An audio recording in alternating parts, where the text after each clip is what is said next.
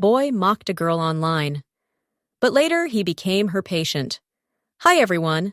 Before we get into today's video, I need your help. We've noticed that the channel's reach has been dropping a bit, and one of the best ways you can support us is by subscribing. It's quick, free, and helps us keep bringing you new and interesting stories.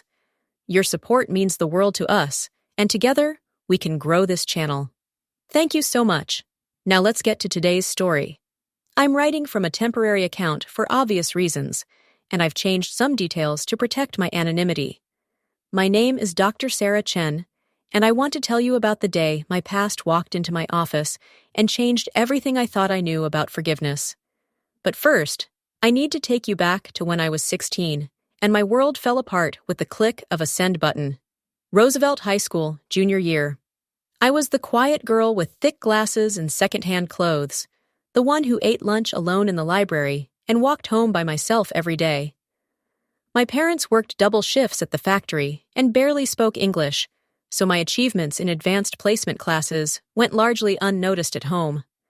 I lived in books and dreams of becoming a doctor, believing that if I just studied hard enough, I could escape the poverty and invisibility that defined my teenage existence. Then Ryan Matthews noticed me. Ryan was everything I wasn't: popular, wealthy, effortlessly charming. He played varsity basketball, drove a BMW his parents bought him for his birthday, and dated cheerleaders who looked like they'd stepped out of magazines. He was also, as I would learn, deeply insecure beneath his golden exterior, the kind of person who built himself up by tearing others down. It started innocuously enough. A comment on my Instagram photo, I'd posted a picture of myself at the science fair, proudly holding my first-place certificate. "Wow, Sarah Chen thinks she's hot shit because she won a nerd contest," he wrote. "Maybe spend less time with test tubes and more time with a mirror." His friends thought it was hilarious. The comments multiplied. Brutal but true. Someone had to say it. "Ryan, you're savage." Within hours, that single post had dozens of laughing emojis and crying laughing faces. My moment of pride became a source of public humiliation. I should have blocked him then, should have deleted the post, made my accounts private, retreated into the safety of anonymity. Instead, I did what insecure teenagers do. I tried to defend myself. "I worked hard for that award," I commented back. "Maybe you should try it sometime." It was the worst mistake I could have made. To Ryan, my response wasn't a reasonable defense. It was a challenge to his social dominance, a threat that needed to be eliminated. What followed was a systematic campaign of digital torture that would define my junior and senior years of high school. Ryan turned cyberbullying into an art form, and I was his masterpiece. He created fake accounts to harass me from multiple angles. He'd screenshot my posts and share them in group chats with mocking commentary. When I changed my profile picture, he'd make memes out of it and spread them through the school's social networks.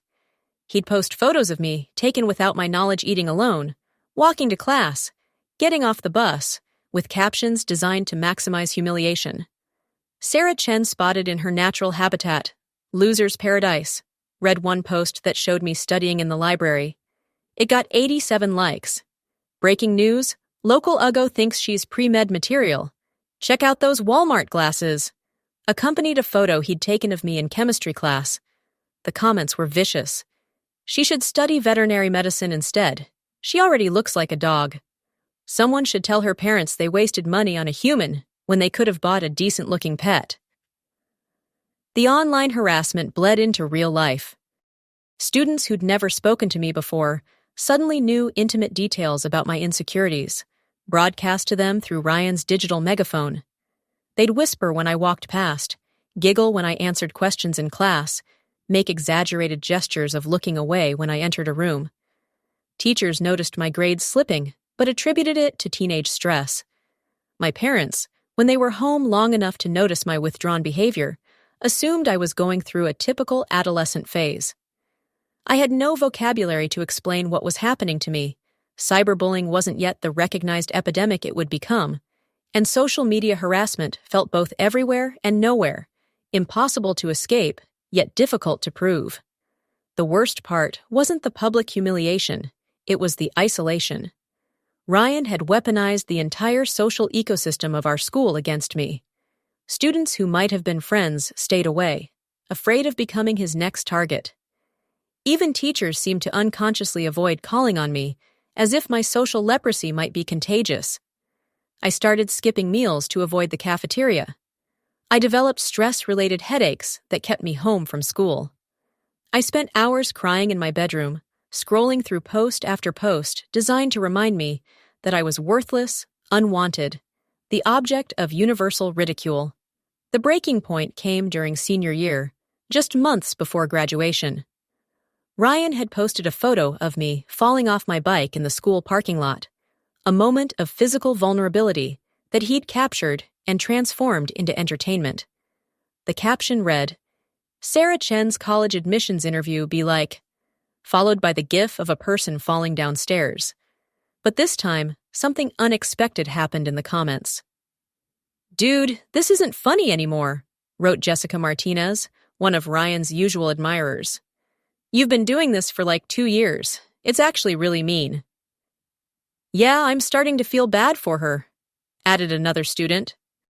"Like, we get it. You don't like her. But this is getting weird." Ryan's response revealed everything about who he really was. "Y'all are soft. Someone needs to keep these losers in check. Sarah Chen thinks she's better than everyone because she gets good grades. I'm just reminding her where she belongs." Reading those words, I finally understood. This wasn't about anything I'd done or any quality I possessed. This was about Ryan's need to feel superior, his terror of being ordinary, his desperate attempt to maintain his position in a social hierarchy that he feared was slipping away from him. That realization should have made me feel better. Instead, it made me feel worse. 2 years of my life had been sacrificed to feed one person's insecurity. I almost didn't graduate. The constant stress had triggered anxiety attacks that made it difficult to concentrate during final exams. My guidance counselor, Mrs. Rodriguez, was the first adult who seemed to understand what I was experiencing. "Sarah, honey, you've been targeted," she said gently during one of our meetings. "What that boy has done to you, it's not normal teasing. It's sustained harassment designed to destroy your self-esteem and isolate you from your peers." Having an adult acknowledge what I'd endured felt like being given permission to breathe after holding my breath for years. "The question now," Mrs. Rodriguez continued, "is what you want to do with your life. You can let him win by giving up on your dreams, or you can use this experience to fuel your determination to succeed." I chose determination. College became my sanctuary. At UC Berkeley, I was anonymous again, not the girl Ryan Matthews had turned into a social pariah, but just another pre-med student grinding through organic chemistry and calculus. I threw myself into my studies with the intensity of someone who had nothing left to lose and everything to prove. The work was brutal, but I welcomed the challenge. Every all-nighter in the library, every failed quiz that I turned into motivation for the next exam, every rejection from study groups that I overcame by forming my own, it all felt like building armor against the version of myself that Ryan had tried to create. I majored in psychology with a pre-med track, fascinated by the intersection of mental health and physical well-being. My personal experience with psychological trauma gave me insights into patient care that my classmates, raised in comfortable suburban bubbles, couldn't access. During my clinical rotations in medical school, I gravitated toward emergency medicine and trauma surgery. There was something about the intensity, the life or death stakes, the way that crisis stripped away all pretenses and revealed who people really were, that spoke to me. I'd learned early how to function under pressure, how to compartmentalize pain, how to find strength in the darkest moments. My residency at San Francisco General was grueling but transformative. I learned to make split-second decisions that could save or lose lives. I treated gunshot wounds and overdoses, car accident victims, and domestic violence survivors. Each case taught me something about resilience, about the capacity of the human spirit to endure and heal. By the time I completed my fellowship in trauma surgery, I'd become the kind of doctor I'd dreamed of being as a lonely teenager hiding in the library. My colleagues respected my clinical skills and calm under pressure. My patients trusted me with their most vulnerable moments. I'd built a life defined not by what had been done to me, but by what I had chosen to do in response. Dr. Sarah Chen was confident, competent, successful, everything that 16-year-old Sarah Chen had believed she could never become. I'd been practicing at San Francisco General for 3 years when he walked into my trauma bay on a rainy Tuesday night in October. The paramedics brought him in unconscious, the victim of a motorcycle accident on Highway 101. 28-year-old male, motorcycle versus semi-truck, multiple trauma including suspected internal bleeding and possible spinal injury, the EMT reported as they transferred him to my table. I was focused on the patient, not the person. Trauma medicine teaches you to see bodies, not identities, airways and blood pressure, and neurological responses, not faces or histories or names. I was cutting away his leather jacket, assessing his injuries, barking orders to nurses when I caught sight of his driver's license in his wallet. Ryan Joseph Matthews. For a moment, time stopped. 10 years collapsed into nothing, and I was 16 again, staring at my phone screen, reading comments designed to destroy my sense of self-worth. The confident trauma surgeon disappeared, replaced by the insecure teenager who'd cried herself to sleep night after night. Then training kicked in. Whatever personal history existed between us, this was a human being who might die if I didn't do my job. I compartmentalized the shock and focused on what needed to be done. The next 4 hours were critical. Ryan had suffered massive internal bleeding and a punctured lung. His spleen was ruptured, requiring emergency surgery. I worked alongside the surgical team, my hands steady despite the emotional earthquake happening inside my chest. He survived the surgery, barely. For the next 2 days, he remained unconscious in the ICU while I monitored his recovery. I studied his face during my rounds, noting how the years had changed him. The arrogant confidence of adolescence had been replaced by something harder, more weathered. There were premature lines around his eyes, a tightness in his jaw that suggested life hadn't been as kind to him as his teenage success had promised. On the 3rd day, he woke up. "Where am I?" His voice was hoarse from the ventilator, confused and frightened in the way that trauma patients often are when they first regain consciousness. "You're in the trauma ICU at San Francisco General," I said, checking his chart with professional detachment. "You were in a motorcycle accident. You've undergone surgery for internal injuries, but your prognosis is good."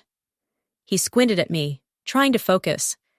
The pain medication made it difficult for him to concentrate, but I could see the moment of recognition dawning in his eyes. "Sarah? Sarah Chen?" I met his gaze steadily.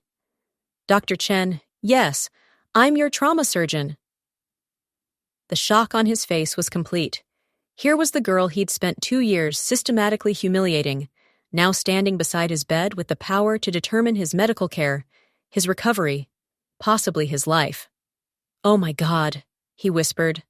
"Sarah, I can't believe." "How are you feeling? Any pain or discomfort I should know about?" I kept my tone professional, clinical. I wasn't 16-year-old Sarah anymore, powerless against his cruelty. I was Dr. Chen, and he was my patient. "I'm okay, I think. But Sarah, Dr. Chen, I need to tell you something. I need to apologize for—" "Mr. Matthews, you've been through significant trauma. Right now, your focus should be on healing. We can discuss other matters when you're stronger." But he couldn't let it go. Over the following days, as his condition stabilized and his strength returned, he kept trying to bring up our shared past. I deflected each attempt with professional courtesy, maintaining appropriate boundaries while providing excellent medical care. The truth was, I wasn't ready for that conversation. Seeing Ryan vulnerable and dependent had stirred up emotions I thought I'd long since processed. Part of me, a part I wasn't proud of, felt satisfied by the role reversal. Here was the person who'd made me feel powerless, now completely dependent on my skills and compassion. But a larger part of me, the part that had been shaped by years of treating trauma victims, recognized something familiar in Ryan's eyes. Beneath the physical pain and medication-induced confusion was a deeper hurt, the kind of spiritual injury that came from a life that hadn't turned out as planned.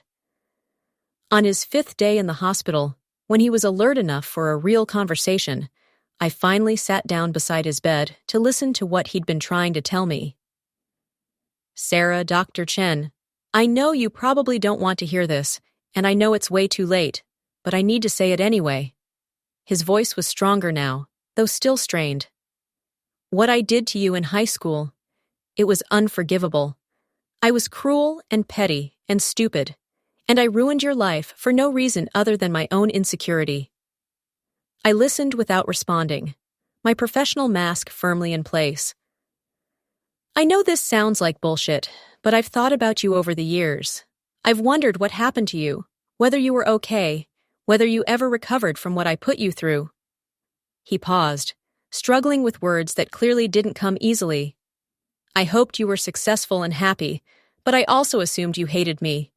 I figured if I ever saw you again, you'd want nothing to do with me. And now here you are, the doctor who saved my life." His laugh was bitter, self-aware. "The universe has a sick sense of humor, doesn't it?" I studied his face, looking for signs of manipulation or self-serving theatrics. What I saw instead was genuine remorse mixed with the kind of bone-deep weariness that comes from years of carrying guilt. "Why?" I asked finally. "Why did you target me specifically? What did I do to deserve 2 years of systematic harassment?"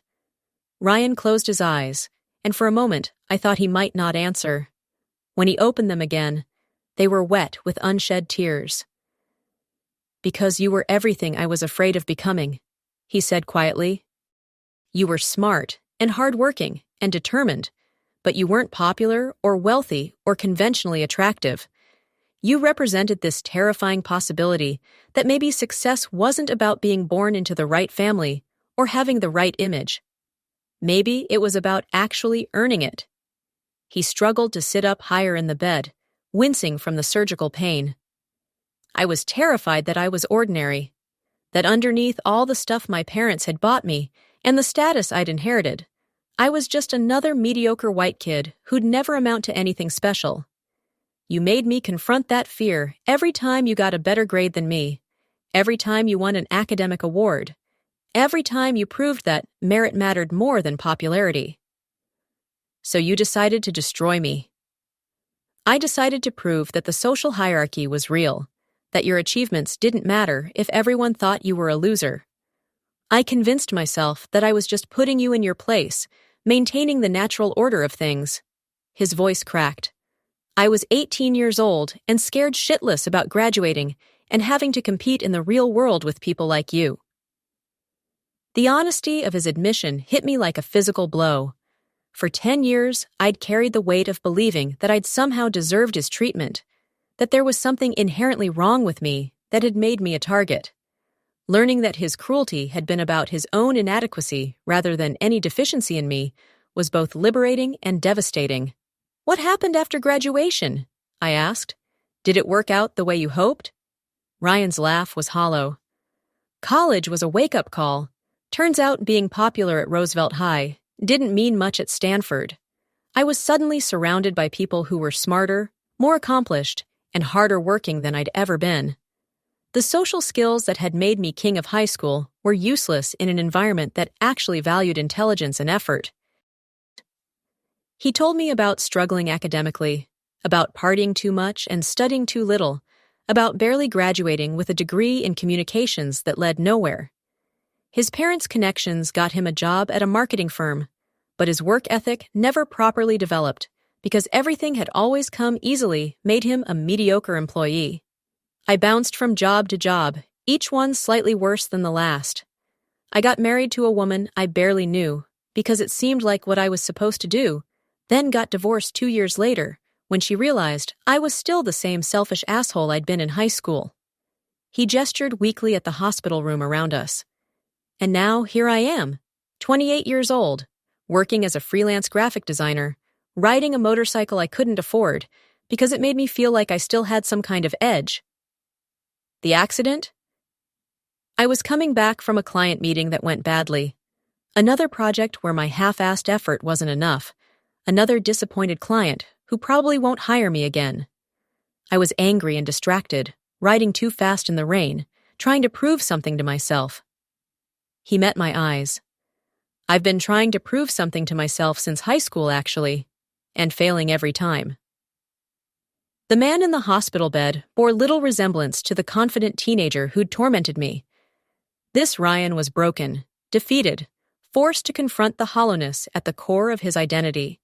He'd built his sense of self on other people's validation and approval, and when that foundation proved unstable, he'd had nothing left to stand on. "I'm not telling you this to make you feel sorry for me," he continued. "I know I don't deserve your sympathy. I'm telling you because you deserve to know that karma is real, that what I did to you came back to bite me in ways I never could have imagined." You think this accident is karmic justice? I think everything that happened after high school has been karmic justice. The accident is just the latest installment. He was quiet for a moment, then looked at me with something approaching wonder. But you, look at what you became. Look at who you are. I tried to destroy you, and instead, you turned into this incredible person who saves lives for a living. I stood up, suddenly needing distance from this conversation, from the raw emotion in his voice, from the complicated feelings his words were stirring up. "Mr. Matthews, you're going to make a full recovery. The surgical team did excellent work, and your body is healing well. You should be able to go home in another day or two." "Sarah, please, don't shut me out. I know I don't have any right to ask, but can we talk about this? Really talk?" I paused at the door, my hand on the handle. "What would be the point? You've apologized, I've heard you, we both understand what happened and why. What more is there to say?" "I don't know. Maybe nothing. Maybe everything." His voice was desperate now, the voice of someone who'd been carrying a burden for too long. "Maybe I need to hear that you forgive me. Or maybe I need to hear that you don't, that you still hate me and always will. I need to know where we stand." I turned back to face him. This broken man who'd once had the power to make me feel worthless. "I don't hate you, Ryan. I haven't hated you for a long time." Relief flooded his features. "Thank you. God, Sarah, thank you. But I don't forgive you either." The relief disappeared, replaced by confusion and pain. "What you did to me was unforgivable," I continued calmly. "You took 2 years of my life and filled them with misery.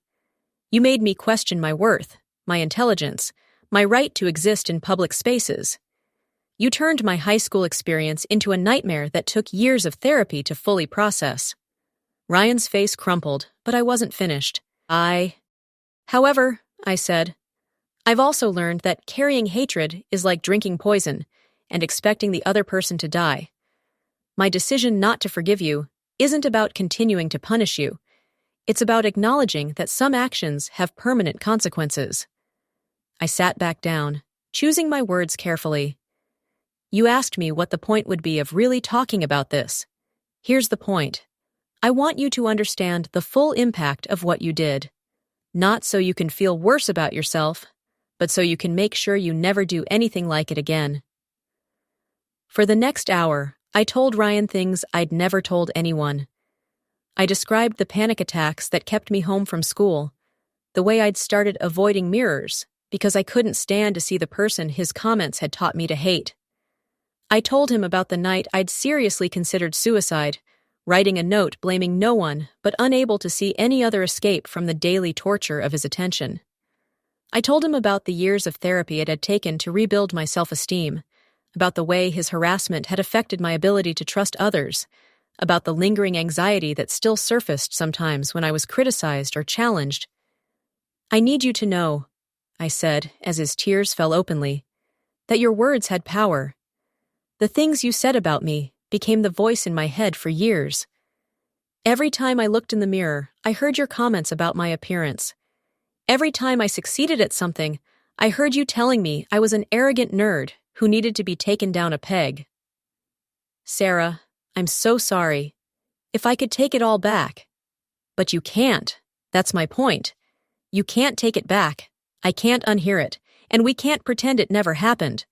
The only thing we can do is move forward with full awareness of what was lost. I leaned back in my chair, emotionally drained but strangely relieved to have finally spoken these truths aloud. Here's what I want you to do, I said. I want you to take the second chance you've been given, not just surviving this accident, but this conversation, this moment of clarity about who you were and who you could become. I want you to use it to become someone worthy of the mercy you're receiving. What do you mean?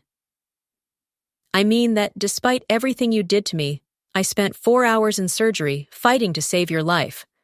Not because I'd forgiven you, not because I'm a saint, but because that's who I chose to become. Someone who heals instead of harming, who builds up instead of tearing down. I stood up again, ready to end this conversation. You have a choice now. You can continue being the person who destroys others to feel better about himself, or you can become someone who lifts people up. You can keep making excuses for your failures, or you can do the hard work of becoming someone worth respecting. How do I do that? How do I become better? The same way I did. One day at a time, one choice at a time, one act of kindness instead of cruelty, one moment of courage instead of cowardice, one decision to build something instead of destroying it. I reached the door again, then turned back one final time. Ryan, I need you to know something. What you did to me was terrible, but it also taught me that I could survive anything. Your cruelty made me stronger, more empathetic, more determined to succeed. In a strange way, you helped create the person who was skilled enough to save your life. His eyes widened as the full irony of the situation hit him. I'm not grateful for what you put me through, I continued, but I'm proud of what I made of it. And now you have the same opportunity to take something terrible and transform it into something meaningful. Ryan was discharged 2 days later with instructions for follow-up care and physical therapy. I didn't see him again during his remaining time at the hospital, though I heard from other staff that he'd been asking about me. 6 months later, I received an envelope in the mail with no return address. Inside was a newspaper clipping about a new anti-bullying program at Roosevelt High School, funded by an anonymous donation and featuring workshops on cyberbullying prevention. Attached was a simple note. Dr. Chen, I hope this is a start. I've been volunteering to speak to students about the real consequences of online harassment. I tell them about a girl I knew in high school who was stronger than anyone gave her credit for, and about a boy who learned too late that tearing others down never builds you up. Thank you for showing me that mercy isn't the same as forgiveness, and that both are choices we make about who we want to be. R.M. I kept that clipping in my office desk drawer, not as a trophy or vindication, but as a reminder of the conversation that had changed us both. Ryan had learned that redemption was possible, but not guaranteed, that making amends required more than apologies. I had learned that strength wasn't about becoming hard enough that nothing could hurt you. It was about remaining soft enough to show mercy even to those who didn't deserve it. Sometimes former patients would recognize me on the street and thank me for saving their lives. I'd smile and tell them I was just doing my job. But the truth was more complicated than that. Every patient I treated, every life I saved, every family I helped through crisis, it all connected back to that lonely teenager in the library who decided that surviving wasn't enough. She wanted to thrive. Ryan Matthews taught me, through his cruelty and later through his contrition, that we all have the power to shape each other's lives. We can choose to use that power to destroy or to heal, to diminish or to elevate, to create trauma or to provide sanctuary from it. I chose healing. I chose elevation. I chose to become someone who could transform pain into purpose, who could look at the worst aspects of human nature and still find reasons to hope. And sometimes, on the hardest days in the trauma bay, when I'm fighting to save someone who might not make it, I think about that 16-year-old girl who thought her life was over because of some cruel comments online. I think about how wrong she was, how much strength she didn't know she possessed, how much her future self would accomplish. Then I get back to work, saving lives, one patient at a time.